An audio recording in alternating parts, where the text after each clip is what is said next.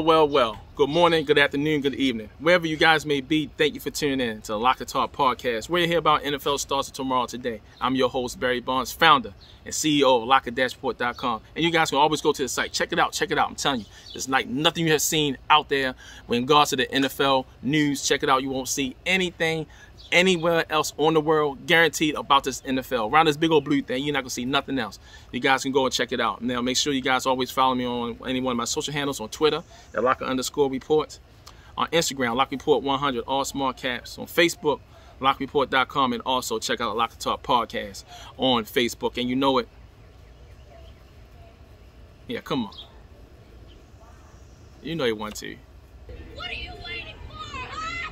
Yes, why it's taking you guys so long? Subscribe to this channel today on YouTube, on the LockerTalk podcast, where you guys can still grow with this large amount of people that you guys see and registered. It's definitely a lot more from what you saw last week. So make sure you guys continue to subscribe and follow this great NFL content. Now, we know about the NFL schedule that came out, and I tell you, it's an event of its own. I was plugged into it, trying to break it up and dissect it myself. Now, as I'm looking at, the big game, the first thing that came to my mind, the biggest revenge game everybody's looking for, is seeing Tom Brady, 7-time Super Bowl winner, go up to Foxborough to take on his New England Patriots, a former squad. Now, they got my mind wondering. I said, okay, well, everybody's talking about Tom, and we know about how teams get a chance to go back and exact revenge on their former team. Hey, boom, I got an epiphany. How about the NFL Regional Combine players? 15 players had signed as free agent players this year. So I'm quite sure there were some players from the NFL Regional Combine that had revenge on their mind as well. Now, I'm not saying that they parted their teams on the bad side, but still to get back at them is definitely out there. They're not going to say it. They're going to say all the good stuff, but in the back of their mind, I know they want to say, oh, I'm going to make them pay for letting me go. And we're going to get right into it. There's not too many of them. A lot of them did resign with the teams they were previously, but there's definitely some venom inside their mouths. And we're going to jump right into it right now. Some of the players who came through the NFL Regional Combine, who signed with the teams, as we talk about revenge tour, NFL Regional Combine style. Now, Banjo, one of the very few pioneers that came through the process around 2013, signed with the Green Bay Packers, signed with those guys, been there for several years. Primarily was a primarily was a special teams dynamo. After being there for about 4 or 5 years, he signed with the New Orleans Saints. Been there for about 2 years, and then he wound up signing with the Arizona Cardinals. He signed a 1-year deal the year before, then he signed another 1-year deal this year. Now, when we talk about revenge tour, he did get his NFL legs against in Green Bay. This year, in Week 8, he get to face his former team, the first team that gave him a shot with the Green Bay Packers. And the Green Bay Packers primarily used him on special teams. Really did not use him too much on the defense side with the defensive unit. Since he's been gone, he was able to garner a lot of time with defensive units with the Saints and also with the Cardinals. Had his first interception last year, his best year as a pro on the defense side of the ball. So now he get to go up against his former team, the Green Bay Packers, and just show them what they could have had if they stuck with him. So Banjo, Week 8 of the NFL, the Arizona Cardinals get to take on the Green Bay Packers. So make sure you watch out for number 31 in this matchup. Now, Benson Amawe, who came through the process in 2013, won a Super Bowl with the Seattle Seahawks, actually signed a 1-year deal with them going into the 2020 season. This offseason, he signed a 2-year deal to remain in Seattle. Now, his tour is pretty long. Really, they're not going to face all the teams this year that he played for, but he will go up against the Arizona Cardinals, where he spent some time there. In the same division, he get to lick his chops against them 2 times this year. So you definitely want to see what he's going to do against his former team. He got some time against them last year, but he get a chance to really show them again 2 times that y'all guys should have just stuck with me. He probably would have been a valuable piece if they allowed him to grow within that defense. Now, Cody Davis pretty much spent his whole entire career on special teams. Nothing wrong with special teams. A lot of players can make their living and actually challenge the question of becoming Hall of Famers. Not saying that Cody's going to be a Hall of Famer, but he's still able to provide for his family, being a solid NFL player. When he came through the process several years ago, I believe in 2014, he signed with the Los Angeles Rams. Been with the Rams for the majority of his career. Then he signed a 2-year deal with Jacksonville Jaguars several years ago. And then he signed as a free agent with the New England Patriots going into the 2020 season. The Patriots re-signed him to another 1-year deal. Now, with this 1-year deal, he's not going to go up against the Rams. He's going to go up against the Los Angeles Chargers. So I had to look at that schedule again. It almost caught me. I was ready to get excited. He get a chance to go up against the Rams. But he will go up against the Jacksonville Jaguars in Week 17, a team that he was once on, but now get a chance to really get out there and exact revenge on that team. So it's really going to be interesting seeing what he's going to do in Week 17 against the Jacksonville Jaguars. Now, Kumar Hill, solid player who came through the process in 2016, got drafted by the New England Patriots, which was a solid draft pick for the Patriots. But he did not remain with the Patriots. He really got picked up with the Philadelphia Eagles, spent some time there, almost like 4 years, became a team captain, not only on special teams, but also on the defense side of the ball. He signed with the Miami Dolphins in 2020. Thought for sure he'd probably sign with them again, but he did not. He actually signed with the Houston Texans. Now, with the Houston Texans, when you look at his schedule, he get a chance to once again go up against the New England Patriots, the team that he actually beat in the Super Bowl several years ago to get his first NFL ring. So he gets to go up against the Patriots in Week 5. But Week 9 is the one you want to circle in your calendar.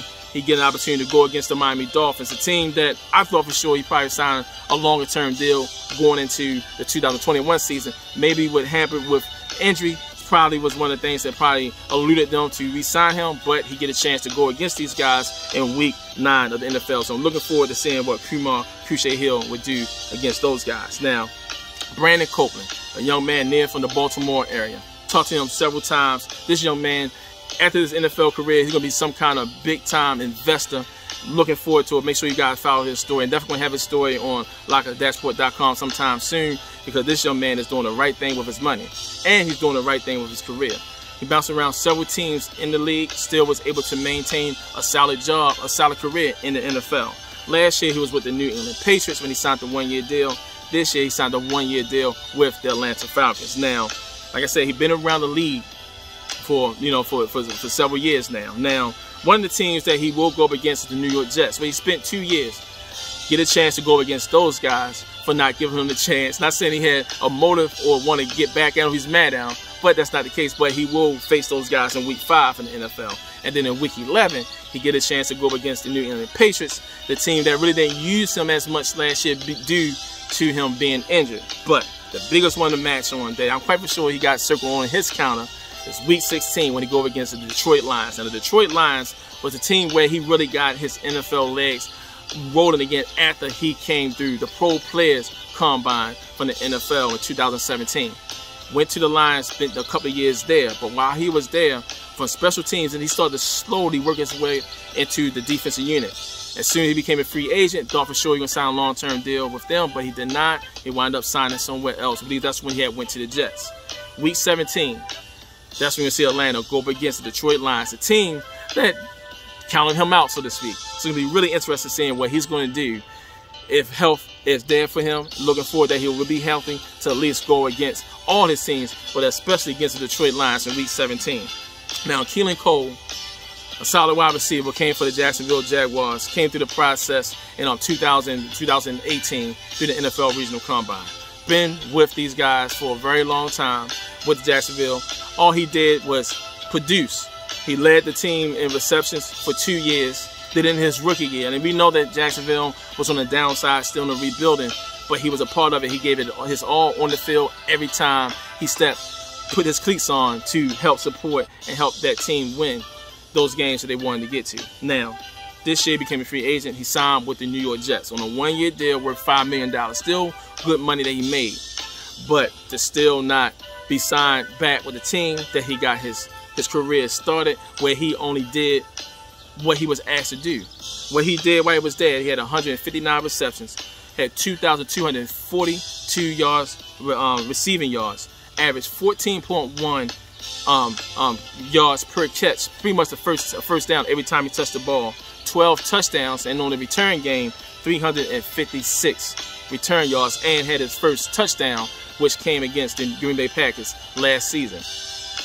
Week 16, he get a chance to go up against the Jacksonville Jaguars, and trust me, he's going to give it his all to try to get back at the team to let them know they made a mistake and not re-signing this young talented player coming from Division II school who have shown that he is definitely a legitimate NFL player. So I'm looking out for it. I know he's looking out for it. I need you guys to look out for it on Week 16 when the New York Jets take on the Jacksonville Jaguars. And then when we look at another defensive lineman, Efe Abada, one of the very few players who successfully came through the International Player Pathway program that was produced by NFL Football Operations. With the Carolina Panthers for the past several years, really starting to show his legs and playing on an NFL level as an edge rusher. Last year, was the first player to sack Tom Brady, the first player from the NFL Regional Combine to get his hands on the great legend, and then still got his hands on other great legends like Aaron Rodgers and Drew Brees. So we saw what he did last year. He signs with the Buffalo Bills. Buffalo Bills, pretty much the whole staff just about came from the Carolina Panthers. So they are very aware of the type of talent they had brought in to help this team get to the next level on the defense side of the ball. So in Week 15, we're going to watch the Buffalo Bills go up against the Carolina Panthers. Now, Terrell Adams, the season that he had with the Houston Texans last year, I had no doubt that this dude was going to sign for the big money coming to 2021 season. But he didn't. That's all right, though, because just like his whole career, he always managed to be on an NFL team. The reason why I thought for sure that this was going to be his year, because he set the record for tackles for the NFL Regional Combine with 125. Yes, he had the most. Broke the record for from Football Washington football team linebacker Keelan Cole Holcomb, who actually set the record in his rookie season with 107. So Terrell Adams just blew that out of the water. And I thought for sure that the Texans were going to bring that young man in after being there for 2 years and showing them that he is a legitimate starter in the NFL. But they didn't. Prior to him going to the Houston Texans, he was around with several teams in and around the league. But he was with the Colts, and he was with the 49ers, he was with the Chiefs, also with the Seattle Seahawks. Other than the 49ers and the Seahawks, he get a chance to go up against 3 of the teams he previously had played for. He get a chance to go up against the Indianapolis Colts in Week 11. He get a chance to go up against the Chiefs in Week 5. But Week 4 is when he go against the Houston Texans. That's circled on my calendar. It's definitely circled on his calendar, and I haven't even talked to him. But I know it's on his calendar because he want to go against that team after the type of season he had for that squad when they was counted out many, many times. So Terrell Adams, who's now with the Buffalo Bills, there with Efe Abada, when the Buffalo Bills journey to Houston, take on the Houston Texans in Week 4, we're going to watch out for this young man. I think he's going to definitely get double-digit tackles in this game. He's going to make some big plays as he go up against a team that pretty much counted him out. Then I thought for sure that he would sign a long-term deal with. But that's all right. We'll already live to see another day, so it's going to be really fun to see that. And then the other big matchup to watch out for is Ravens' new left tackle, Alawinda Winaloreva, who was with the Pittsburgh Steelers through his career being a left tackle. 2-time Pro Bowler with the Pittsburgh Steelers, became a free agent. Steelers didn't bring him back. The Ravens said, don't worry, we take this 32-year-old, let's pick his brain. He still got football in him. Also, he have information against a team that they really don't like anyway. I mean, trust me, it's a funny rival. They still good guys, but when it's time to play, they going after each other's throat. And so the Ravens have someone in their backyard that know the Steelers pretty well.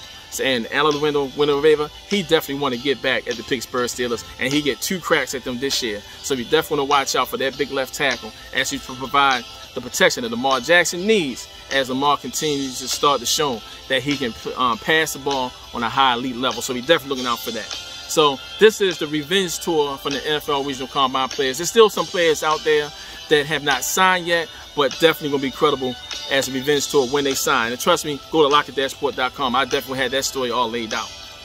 But for the meantime, thank you guys for tuning in. Thank you for joining Locker Talk podcast. We'll hear about NFL starts tomorrow today. I'm your host, Barry Barnes, founder and CEO of LockerTalk.com. And you guys, make sure to check out the site where you see legitimate NFL news that you will not see anywhere else. I guarantee and I promise you. Follow me on all my social handles on Twitter at Locker_Report. Instagram, LockReport100, all small caps. On Facebook, LockReport.com. And also check out the Locker Talk podcast on Facebook. And most importantly,